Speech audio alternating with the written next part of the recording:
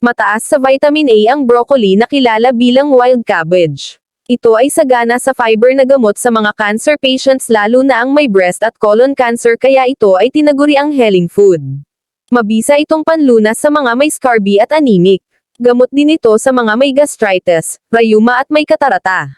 Maraming antioxidants ang broccoli na lumalaban sa sakit, tulad ng beta-carotene, vitamin C at glutathione.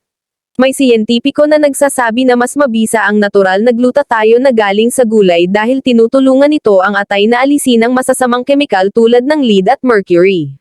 10 kamanghamanghang mga benepisyo sa kalusugan ang broccoli. 1. Regulates presyon ng dugo. 2. Nagpapabuti ng iyong utak. 3. Nagpapabuti ang kalusugan ng puso. 4. Tumutulong upang maiwasan ang kanser.